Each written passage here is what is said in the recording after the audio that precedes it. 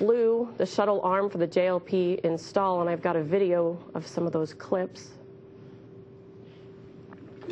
See, this is removal from the payload bay. The first thing that Takao did is release the latches, and then you can see here, this is actually a split camera view. You can see it moving out of the payload bay. This was taking place while we were doing the EVA. This is a view from Garrett's helmet camera. They took the opportunity to look around a couple times and watch the impressive sight as we were installing the JLP. You can see in the bottom right corner the EV crew working there as they assemble the SPDM as we're putting JLP over to the station. This is a shot from the shuttle's arm. And then here you're actually looking from the station, from the installation port, out to the JLP. And then here's a final shot showing the installed position.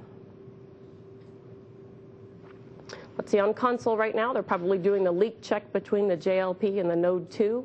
Shortly after that, we're going to upload a software patch that hopefully will help us to power up the SPDM while it's on the pallet. And with that, I will hand it over to Kirk. All right, thanks, Dana. It's certainly a great day, a great international day for the space station program. As Dana mentioned, the JLP was attached to the ISS, and I had the great pleasure of being able to congratulate our JAXA representatives and guests here in Mission Control Center.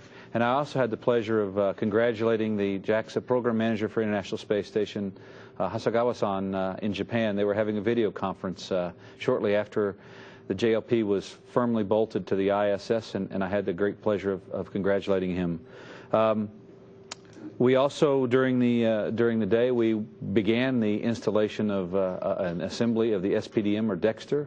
So it was great from a CSA perspective, and Pierre-Jean, I'm sure, will speak to you some more about that.